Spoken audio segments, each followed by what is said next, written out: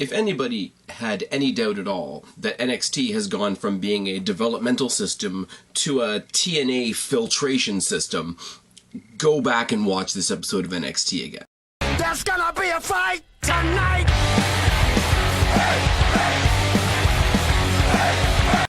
What's going on, everybody? It's your buddy, it's your pal Spaz Phoenix, the YWC Reality Check here with your May 4th NXT review.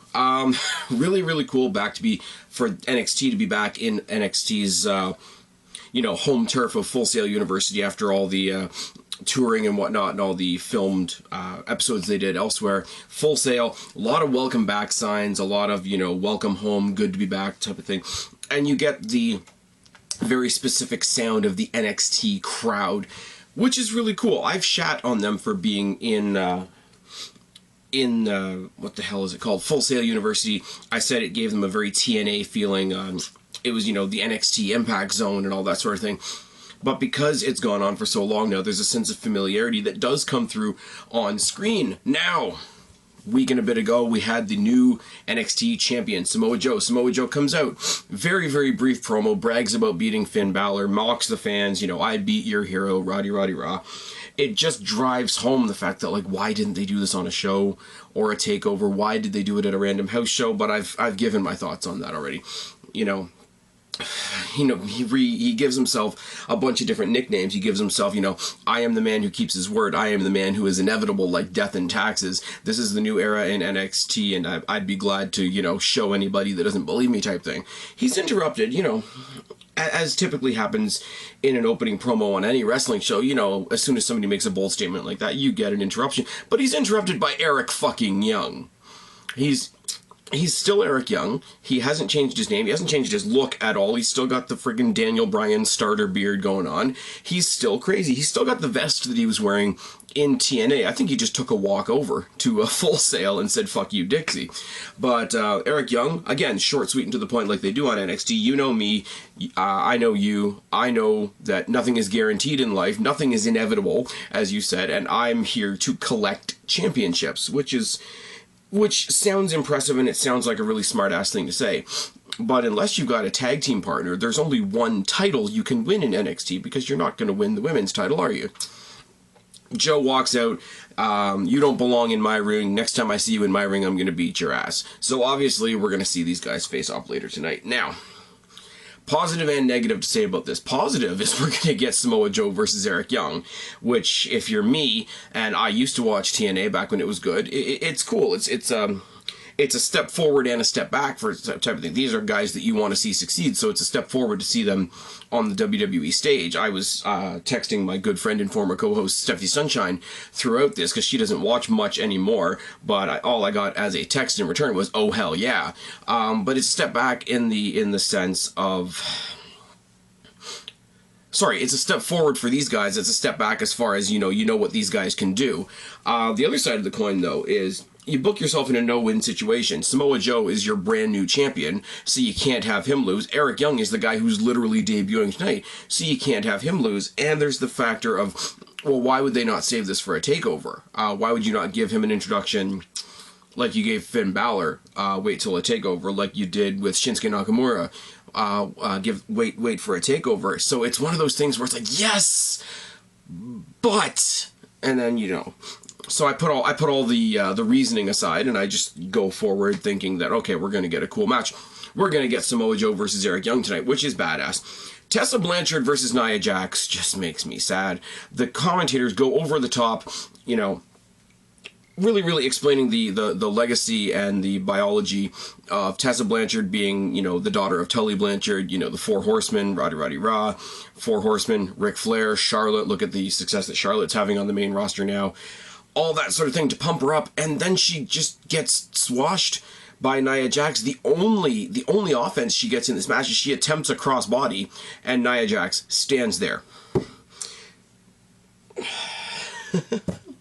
Tessa Blanchard looks like she could do a lot of badass things. She's in the same category as a Liv Morgan or the Italian chick whose name I can never remember in a million years. They're good, but they're being used to make Nia Jax look good, and all Nia Jax does is stand there and be big, and she's the NXT Big Show. isn't she? And not only that, because it's Nia Jax, and because she's kind of terrible and slow and can't do very much, the match suffers for it, and the person in the ring with her doesn't get a chance to do anything. So why? Why is Nia Jax a thing? If you want to have her be this wicked powerhouse, bring Tamina back down to NXT. Now it might sound like I'm talking about a demotion there, but right now she's working as the sidekick of Naomi. Anything has to be better than that. So you want to put over Nia Jax, put her in a match with Tamina. They have similar styles. They can help each other out. They can do all kinds of shit. But no, she's just squashing all these cool... Deonna Purrazzo is the other one whose name I couldn't think of because, yeah. It's late, and I'm tired, and I kind of have a headache, and it looks like my camera's going out of focus. So if my camera's out of focus, when this video goes up, somebody let me know in the comment section below. Tye Dillinger versus Austin Aries is the next match, and this is cool. I like that this wasn't a squash. I know Tye Dillinger is basically there to be a mechanic, so to speak, to be the guy in the ring while they're debuting somebody. You know, you want to show what Austin Aries can do, you put him in there with Tye Dillinger. You want to see what Nakamura can do, put him in there with Tye Dillinger. Finn Balor, put him in there with Tye Dillinger. He'll sort of be there with his gimmick, and the fans that like him, and we can focus on the other guy. This is what we did here with Austin Aries, but Tye Dillinger didn't get squashed, which I like. Why couldn't we put this in the immediate previous match? I don't understand. Collar and elbow tie up to start, headlock by Dillinger, snapmare and a side headlock by Aries. Immediately, right off the bat, you get what you guys know I like, which is the anything you can do, I can do better storyline in the ring. Multiple arm drags by Aries and an armbar. Both men trade punches and a backbreaker by Dillinger. Knees to the back and stomps to the face by Dillinger. Hard Irish whip by Dillinger and a neck vice. You got the hard Irish whip that snaps the neck. You immediately go into another move that attacks the neck with the neck vice. You've got okay. First of all, you're in a match with Austin Aries. There's going to be fantastic psychology in the match. But, as I say, Tye Dillinger wasn't any slump in this either. They have a chop battle that ends with a lariat by Aries and a slingshot senton by Aries. Senton by Aries is fucking great. Aries is fucking fluid in the ring, is he not? Slingshot, suicide, corkscrew, crossbody by Aries to the outside. Neckbreaker in the ropes by Aries and a boot by Dillinger. A neckbreaker by Dillinger. Again, neckbreaker for neckbreaker. Anything you can do, I can do better. It's a very simple story, and it's good. And the crowd can just sit there and smile. You know, you see somebody hit a move, you see the other guy hit the exact same move almost, and you... As the audience, you sit there with a smirk on your face, and it's good. Tornado forearm by Aries, corner dropkick by Aries, the 450 splash, and Aries gets the obvious win. We knew, as I say, go into this match knowing that Aries is going to win. Tye Dillinger is becoming the Dolph Ziggler of NXT, but he's still good. They're still giving him enough that he doesn't seem like a jobber, even though he's there to serve the purpose of a jobber. And at any point, they could switch this guy up and say, okay, now we're focusing on him. Put him in there with somebody else. If Tyler Breeze was still in NXT, he'd be better off, as I say, much like Tamina would be. Tyler Breeze could go into this same role, and Tye Dillinger could be pushed up if he wanted to. But Tye Dillinger is a fun guy. They could really go either way because his character is super cocky. And depending on how the wind wants to blow that day, that can be positive or negative. That can be a babyface thing or a heel thing. You know, you could play it off one day. He's a heel. Look at him. Look how cocky he is. How can he be like that? You know, you could take the exact same character and put a babyface spin on it as, oh, you got to admire that guy's confidence. A lot of potential in Tye Dillinger, but the star of this show, by design, is Austin Aries. The Revival versus the Hype Bros. We showed the clip from last week where the Revival are pissed off about not being champions, so they're just going to attack everybody. So they attack the Hype Bros, and Ryder is riding a wave of sympathy right now because he had the Intercontinental Championship for a day, and it's becoming very widely spread news that he apparently has cancer, which sucks. I'm really glad that they're not bringing that up on the show because that would seem like a desperate way for WWE to get sympathy for him. But I think WWE is letting the dirt sheets do that for him. Not that he's playing up on that. Not that he needs to play up on that. Zack Ryder is again, that Tye Dillinger role. He is a great mechanic. He's a great guy to put in there to make other people look good. But, you know, if the fans in the universe and the NXT, the way they present him, want to ride that sympathy a little bit, get people behind him even more, that'll rub off on Mojo Rawley. I think everybody wins from that, even though it is a little shady. The Revival, I say this about so many people, it seems, recently. They are fantastic in the ring, but I don't care. I've always said that in-ring work should trump any character or storyline flaws, because you can have a great match, you can have a match that's so great, I don't care that there's not a storyline, but not every match can be like that, and these guys need to get something. I get that they're trying to be the throwbacks, I get that they're trying to be the old school guys, but NXT is just recovering from having the vaudevillains who have a very similar but not so different gimmick as well. They're going back to a bygone era. These guys are going back to sort of a brawler style, whatever you want to call it, but there needs to be something else. We fight like old people used to fight is not a gimmick. Just saying. Anyways, Wilder and Ryder start with a collar and elbow tie. Both men trade punches and a trip off the top rope by Wilder. Hard elbows by Dawson and a clothesline. Double team and a mud hole stomp by the Revival and an uppercut by Wilder. Trip by Wilder. Elbow drop by Dawson, who rides a headlock. Stomps by the Revival, both of them. Mud hole by the Revival, by both of them. Wilder eats the turnbuckle chest first, which has got to hurt because, you know, you get the whole sternum effect. Hot tag to Mojo, who hits a series of shoulder tackles on the Revival, but that's about it. They regather themselves. They knock Ryder out of the ring, and they hit the Shatter Machine on Mojo to get the win. The Shatter Machine is a very interesting move. It's a shitty name. I don't think there's been a good name for a move in quite a while. But basically, for those of you that don't watch NXT, imagine the 3D that the Dudley Boys do. Obviously, because who else does the 3D other than occasionally the Wyatt family? But imagine the 3D, but instead of Bubba catching him in a neck breaker, you catch him in a code breaker. So you got one guy throwing him up in the air and the other guy catching him with a code breaker.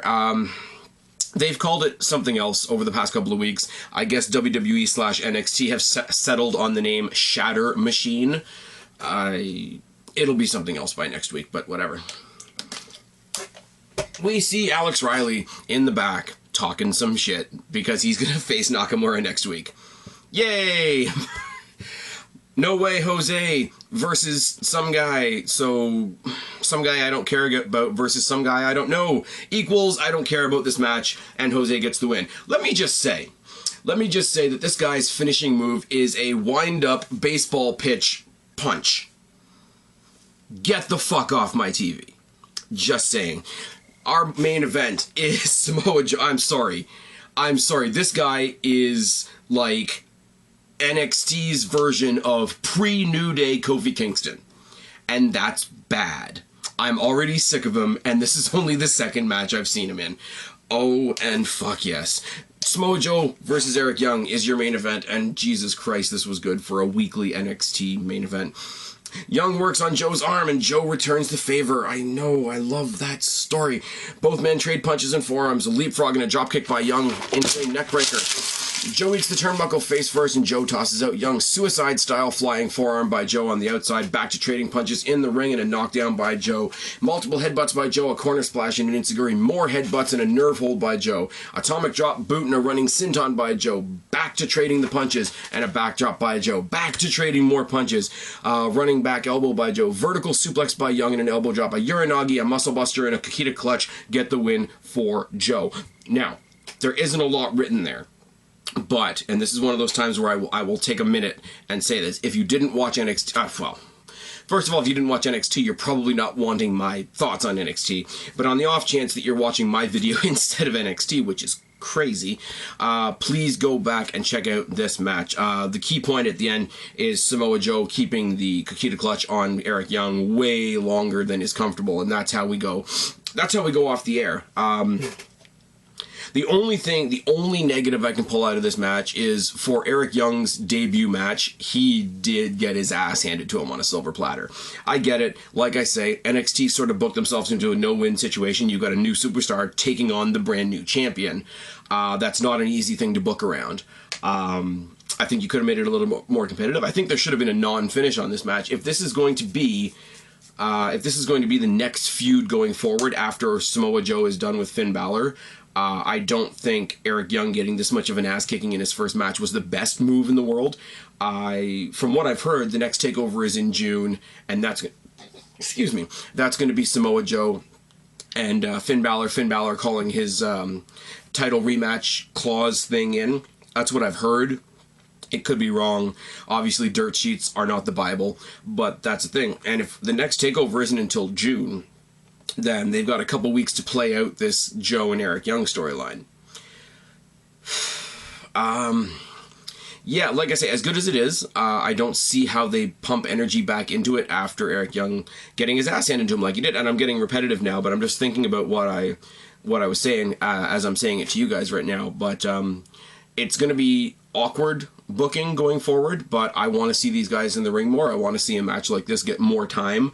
I would love to see them get, I don't know, it's only an hour-long show, so you can't really do an Iron Man, but maybe get a half-hour Iron Man, something like that, into the mix. Have a situation where William Regal comes out and says, if you can beat Samoa Joe, then you'll get a chance at Samoa Joe's title at such and such a date.